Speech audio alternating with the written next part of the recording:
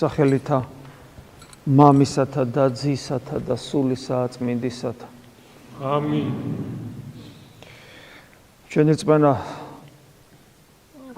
ყოველთვის გადის გამოცდას გამოცდებს. ჩვენ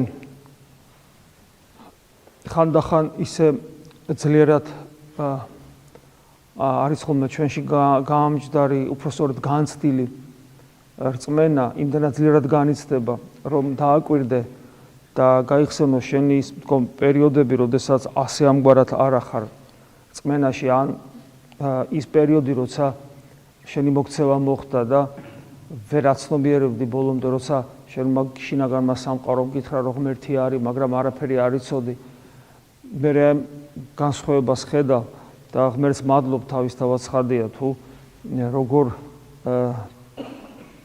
როგორ დაიწრიტა ყოველგვარი ზედმეტი მინარევისაგან ჩვენი სარწმუნება, როგორ დაგვაყენა უფალმა იმ ვიწრო გზაზე, რომელსაც ქრისტე ქვია და როგორ პერიოდულად როგორ გვაძლევს იმედს, რომ შევართ იმ ვიწრო კარიბჭეში, რომელსაც ასევე ქრისტე ქვია და ეს განცდა ძალიან იმედის მომცემია ხოლმე. ჩვენ ვგზნობთ ამ დროს ღმერთს ჩვენში, ჩვენ ვგზნობთ ჩვენი სიტყვის რეალურობას, ადეკვატურობას, რომ იგი ისმინება ღმერთის მიერ. ამ დროს ადამიანი, რა თქმა უნდა, ძალიან კარგ მდგომარეობაში იმყოფება, მაგრამ არის ხოლმე მდგომარეობა, როდესაც პირიქით ხდება მოკლება ჩვენი სარწმუნოების, ჩვენში სარწმუნოების არწმენისა, როცა ჩვენი გული ვერ განიცდის ცოცხალ ღმერთს, ჩვენ მიდრეკილი ხდებით მოწყენილობისკენ, მწუხარებს ჩვენი სული, მგლოვარებს ღმერთის ღვთისმადლის მოკლებას, როცა განიცდის. ამ დროს ჩვენ ვერ გვაქვს ისეთი მინდობა ღმერთისადმი, ჩვენ გვეშინია ხვალინდელი დღის, ჩვენ ვშფოთავთ განსასწელის ან სავარაუდო ან მოსალოდნელი განსასწელის წინაშე, სულ მოკლეობას ვავლენთ და ჩვეულებრივ ჩვენი განცდები არაფრით განსხვავდება ურწმუნოთა განცდებისაგან. ჩვენ გარდა ამისა აშკარად გვგზნობთ იმას, თუ როგორ იბრძვის ჩვენში ამასოფლისა და მარადიულობის განწყობილებები, როგორ მიდრეკილებები, სურვილები, როგორ ჩვენ ხშირად გვგზნობთ, რომ მართლაც ორ სოფელში ვიმყოფებთ, ერთის ხრივ ვართ ამ სოფელში ჩაკეტილი აი ამ მიზეზშედეგობრივ ჯაჭვში, სადაც არსებობს უამრავი კანონი ჩვენგან დამოუკიდებლად, ბიოლოგიური კანონები, მატერიალური კანონები, სოციალური კანონები, სამყაროში, სადაც უფრო მეტად თითქოს შემთხვევითობა, უსამართლობა, ბოროტება, სიკვდილი, ავადმყოფობა, გაუტანლობა და ასე შემდეგ გზეობს და ეს ყველაფერი ჩვენზე, ჩვენს ახლობლებზე, ჩვენი ოჯახის წევრებზე ძალიან ძლიერად მოქმედებს და ჩვენ ამ დროს აი აქ როცა რწმენის დეფიციტი გვაქვს პარალელურად გამოსავალს ვერ პოულობთ. ჩვენ სულს აქვს ხსოვნა, როცა ღმერთის განცდა გაქვს, როგორ სხვანაირად ხარ და როცა ეს განცდა არ არის, იმყოფები რა ამ თითქოს ამ ხუფის ქვეშ, ამ სამყაროს ხუფის ქვეშ გამოსავალს ვერ პოულობ და ძალიან მძიმე მდგომარეობაა.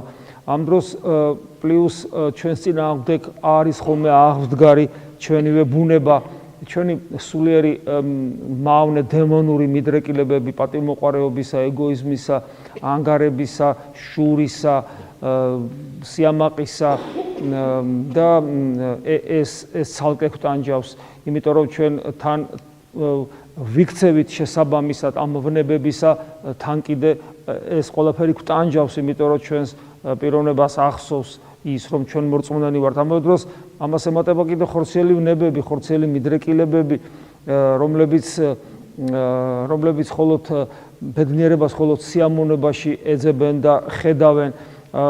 ამ დროს ხედავთ, რომ როგორ მიდრეკილია ჩვენი ხორციელი ბუნება, როგორც უბრალოდ დაშვებული, ასევე დაუშვებელი სიამოვნებისაკენ და ერთსაც და მეორეს ცხოვრების საზრისად გახდომა უნდა და ჩვენი პიროვნება აქაც იტანჯება, აქაც ებრძვის, არ ეპუება. ამ დროს ჩვენ პარალელურად ზეცის მოქალაქეობას განვიცდით და გვახსენდება ის სიხარული, რომელიც ღვთის მადლის მობერვის შემთხვევაში აქ ხოლმე ჩვენ სულს. როგორ განიცდება ბედნიერება ჩვენ შიგნით, როცა ღმერთი ჩვენთან არის. მეორე ჩვენ იმასაც ხვდებით, რომ საბოლოო ჯამში რა არის ბედნიერება, ის რაც შენ შიგნით განიცდება. მეორე ჩვენ გულს აქვს გამოცდილება ამ ქვეყნიური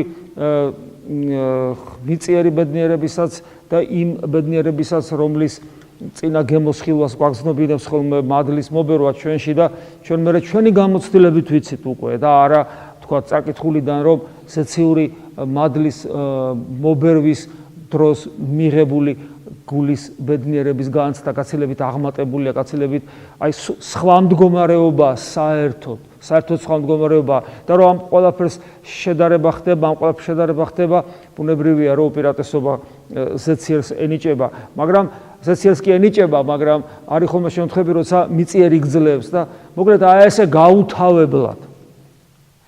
მერე ადამიანი ბრძოლაში, ცხოვრებაში უდისციპლინობას, ბრძოლაში სულმოკლეობას ავლენს და ძალიან ხშირად უთმობს ამ ქვეყნიურს, რომლის მუდმივ დაწოლასაც ჩვენს უგზნობთ და ვეღარ უძლებს იმ განსასწრებს, რომელიც ამ სამყაროში არსებობს, იმ უსამართლობას, იმ საშიშროებებს, რომელიც თითოეულ ჩვენგანს გააჩნია და ამით ცალკე იტანჯება. მე რომ ამას ემატება რეალური ტკივილები და ტანჯვები, რომელიც თითოეულ ადამიანს თავის ცხოვრებაში აქვს, პირად ცხოვრებაში, ოჯახურ ცხოვრებაში, საერთოდ საახლობლოში.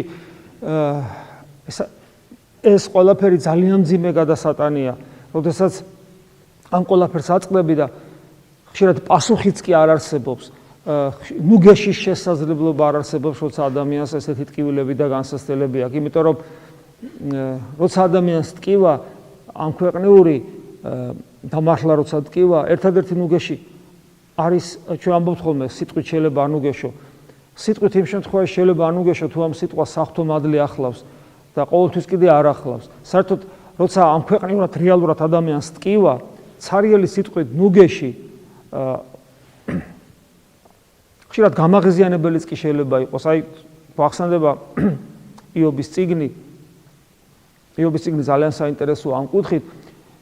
იობი როგორ იტანჯება და რასაც მეგობრები მიდიან მასთან და მეგობრები რო ესაუბრებიან, საოცარი ცით რა არის, რომ საღვთისმეტყველო თვალსაზრისით, მე მგონი კვირასაც გითხარით თუ როცა იყო ამის შესახებ, საღვთისმეტყველო თვალსაზრისით ის მეგობრები 100%-იან სიმართლეს ეუბნებიან. აუ როგორ ჩააბარებდნენ ისინი სემინარი აკადემიაში გამოცდებს წარმომადგენლია, სულ მაღლეს შეფასებებს მიიღებდნენ. ყველაფერს მართალს ეუბნებიან. და განსაცვიფრებელი ცით რა არის, რომ და იობი მაინდა-მაინც სწორად და გამართულად თითქოს არ ესაუბრება მათ. არ ესაუბრება. რაღაც ღვთის წინაშე რაღაც კადნიერად საუბრობს თითქოს. აი ესე ვკითხულობთ წმინდა წერილში, ბიბლიაში. და საოცარი ისაა, რომ უფალი იობს ამართლებს და მათ არ. მიუხედავად იმისა, რომ კატეხიზმოს 5-იანზე ჩააბარებთ. ნუ თანამედროვე შეფასებით, რა ვიცი, რამდენი ქულიანი სისტემა. მე იმის თქმა მინდა, რომ თუ ჩვენთვის და რატომ? იმიტომ იმათვის ყველაფერი ზედმიწევნით კარგად იცოდნენ. ღვთისმეტყველება იყო თეორია და იობისთვის ღვთისმეტყველება იყო ცხოვრება. აი მამათა გამონათქვამი რომ არის, რომ ვინ არის ღვთისმეტყველი, ვინც ლოცულობს. ხოლო ვინც ლოცულობს, ის ღვთისმეტყველია. არა ის, ვინც თქვათ, განსწავლ. რა თქმა უნდა, აქ არ იგულისხმება ის, რომ ადამიანი ლოცულობს და არაფერი არ იცის. ამაზე ჩვენ ხშირად გვისაუბრებთ, გულშილება არაფერი არ იცოდე. არ იცოდე ღმერთი ვინ არის, ღმერთი როგორია, შენგან რა სიტყობს, რა არის მარადიული სიცოცხლე. არაფერი არ იცოდე და ლოცულობდა, ეს აბსოლუტურად წარმოუდგენელია.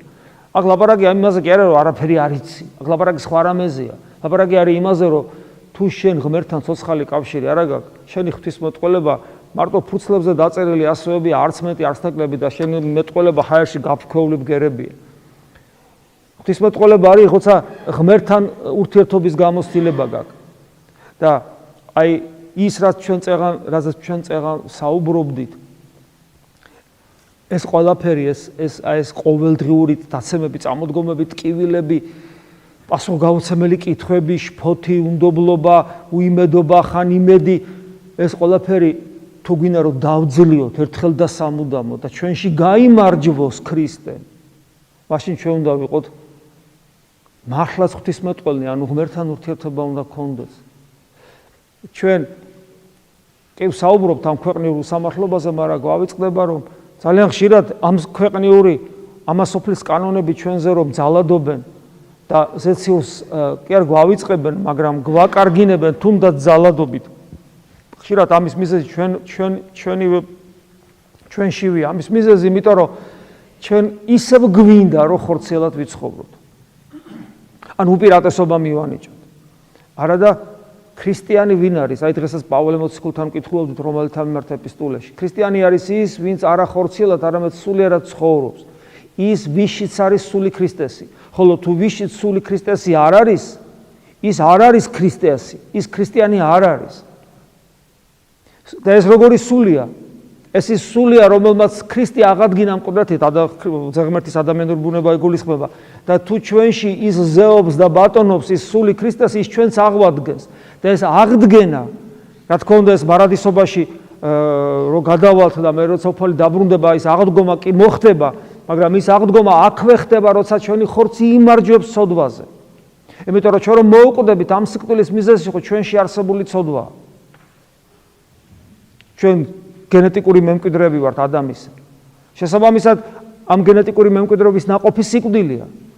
მაგრამ მეორე მხრივ, თუ ჩვენში გაიმარჯვებს მადლი ცოდვაზე, ეს უკვე არის წინაპირობა ჩვენი აღდგომისა. და ეს აქვე ამ სოფელში უკვე ეს არის წინაპირობა იმისა, რომ ხორცი ვეღარ ბატონობს სულზე. ხორციელი მიდრეკილებები ვეღარ ჯობნის იმ მიდრეკილებებს, რომელიც ღმერთისგან აქვს და ღმერთის ჩვენს ქრისტიანობას განაპირობებს. და ასეთ შემთხვევაში ჩვენ უკვე აღარა ვართ ამასოფლის შვილები. ჩვენ ამ შემთხვევაში ჩვენ ღმერთის შვილები ვართ, როგორც პავლე მოციქული დღეს გვეუბნება. და თუ ღმერთის შვილები ვართ, შესაბამისად სხვა განწყობები და სხვა მდგომარეობით ვიცხოვრებთ.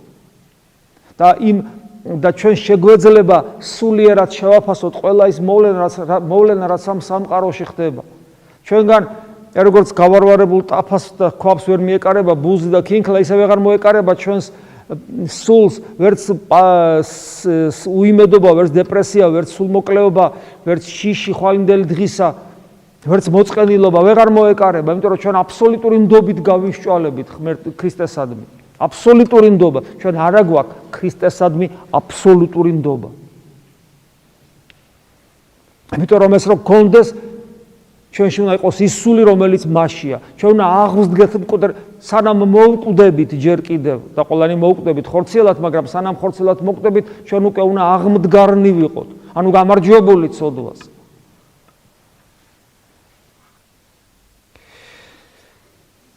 აი ეს არის საკეთებელი ჩვენი. სხვადასხვა არაფერი არ გამოგვივა და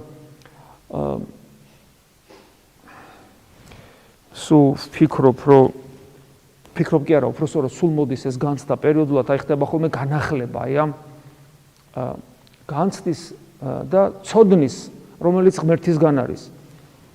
თუ არ გექნება გონიერი ლოცვა, რომელიც არის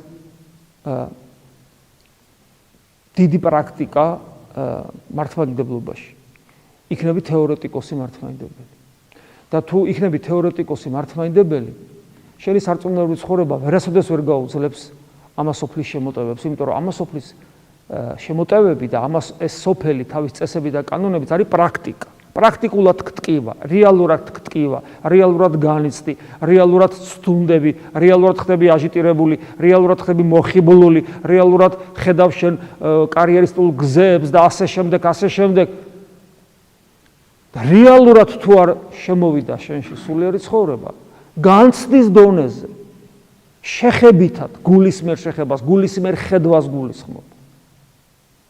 რომელიც მოდის სწორედ ევქარისტიული და ისიხასტური ცხოვრების წესით, ანუ გონიერი ლოცვის გარეშე, არაფერი არ გამოვა. ეს თუ არ მოხდა, თუ არ დაუპირისპირდა რეალობას რეალობა, ობიექტურ სინამდვილეს ობიექტური სინამდვილე, განცდას განცდა, ტკივილს, უსამართლობას, სიხარული და ჭეშმარიტებაში მყოფობა, სიბნელეს სინათლე, თუ რეალურად არ დაუპირისპირდება.